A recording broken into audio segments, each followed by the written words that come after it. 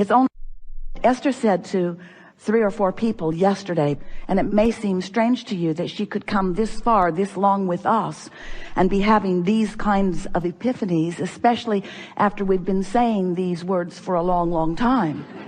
But words don't teach, do they? You have to have your own experience in it. It's only life experience that teaches. Strange that we offer so many words, isn't it?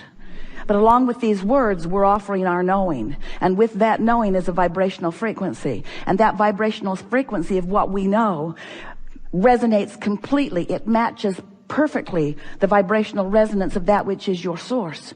So as you are in an arena like this and you feel that resonance, you will be vibrationally changed. You will be. Which means for a little while, you may revert back, because we can only hold you so long in this room. But you will have a different point of attraction as a result of this conversation, because we will be tuning to the frequency of your core knowing. And when that's activated within you, wonderful things move through you and out from you and back to you. It's a wonderful experience. So Esther's epiphany, she said to her daughter and a friend and then another friend, I finally figured it out. All I have to do. They laughed just like that. They did.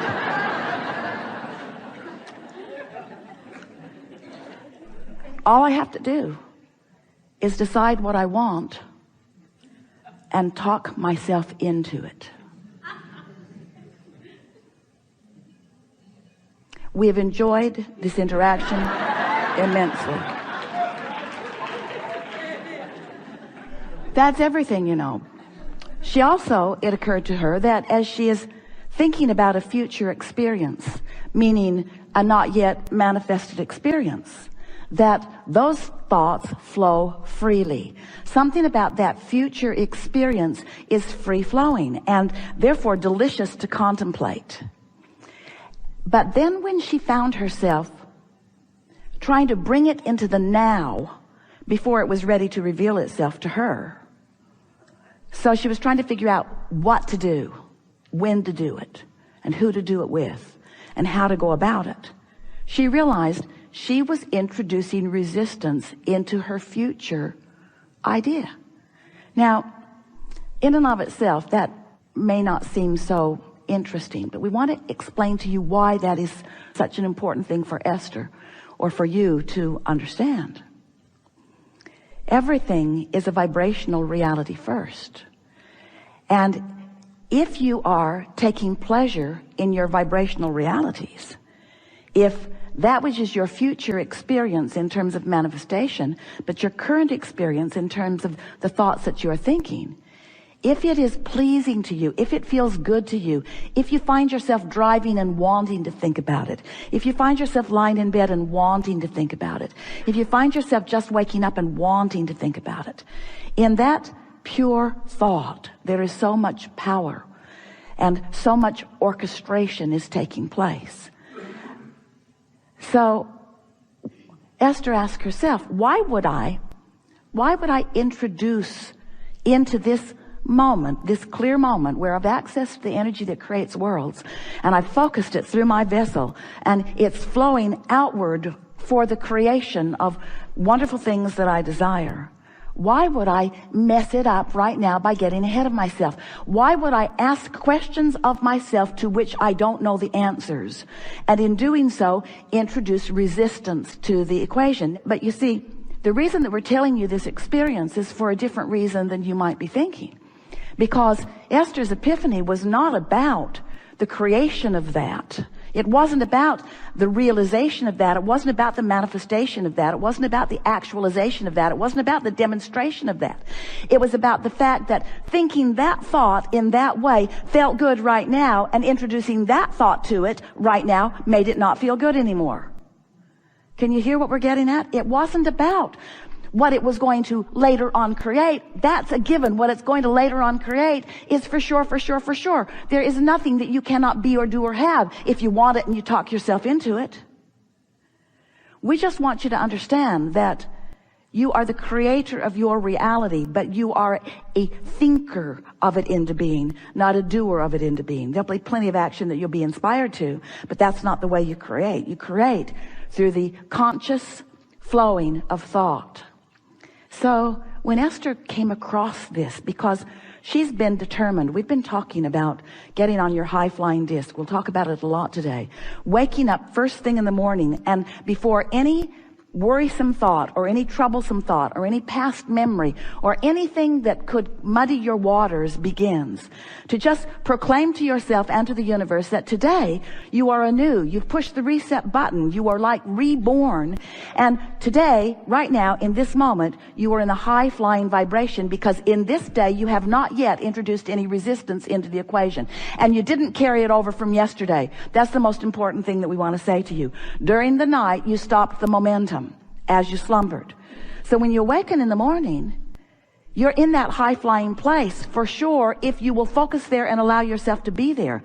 We'll talk more about how to get there. Esther said to us the other day, Abraham, I refuse to accept that if I wake up in the morning and I'm on my high-flying disc and then something occurs to me and I begin to ponder negative things and then I lose my connection to that high-flying feeling, I refuse to accept that I have to wait clear until tomorrow morning to get back on. We say you don't have to wait clear until tomorrow morning to get back on. There are all kinds of tools. It's just easier first thing in the morning. And so Esther's been playing that game every morning, waking up. And it's quite funny because she's by herself, and so she awakes. And then she announces to herself, I'm awake. Like somebody in the other room needs to know. I'm awake and I'm coming in.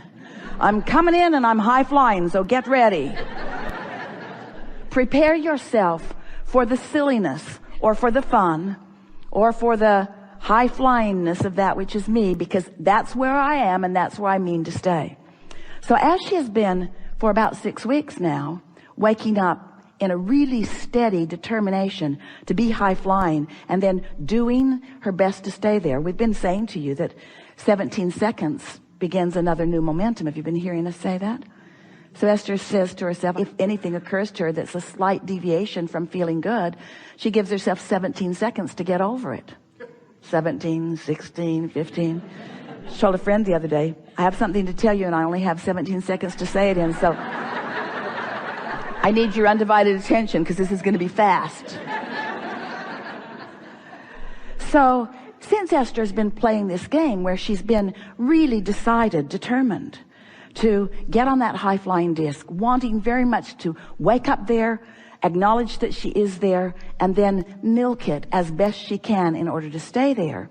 Every morning, more momentum. Every morning, more momentum. Every morning, more momentum. And by that we mean more momentum in her ability to wake up there and stay there longer.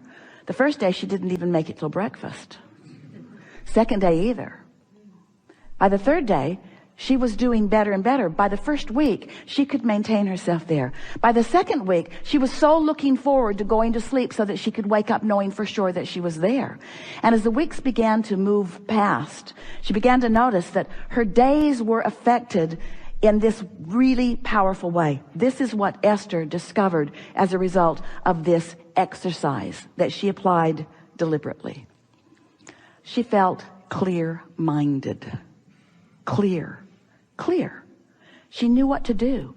No confusion about what to put in the suitcase. No confusion about what to pick up and carry to the other room when you move from one place to another. No confusion about what to say when you're talking to this person.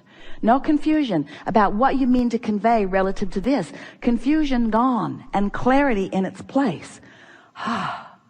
Do you know how good clarity feels? And then she thought about what it must feel like for the astronauts to be in those rocket ships and be shooting through the atmosphere, out. She's seen the movies, have you? It looks hard. The tension of the rocket. There's so much resistance as it is moving at that speed through the resistance of that atmosphere, and then boom, they break out of the atmosphere. And everything is silent and easy. And Esther said, I broke out of the atmosphere. I left the resistance behind me. Mostly. At least I know what to do. I can have that free flowing. So as she's been experiencing that and loving the feeling of clarity, knowing with certainty that the decision that she's making about this is the right one, no longer second guessing herself, no longer going, well, let's weigh the pros and the cons, let's torture me as long as we can under the guise of being objective. And we say, let's not. Let's think only about what you want and why you want it. Why introduce into a perfectly wonderful futuristic thought present tense? Why introduce the reality? A lot of people want more money, but introduce the reality of not enough money to the equation. Why do that if you understand that what we're talking about is breaking out of the atmosphere, breaking out into the clear space? What we're talking about is the feeling of clarity, the feeling of alignment, the feeling of knowing, the feeling of well-being, the feeling of love, the feeling of ease, the feeling of passion. Whether it's passion or ease in the clear space with no resistance is delicious. Just depends upon how much momentum you've got going on the subject at hand, yes?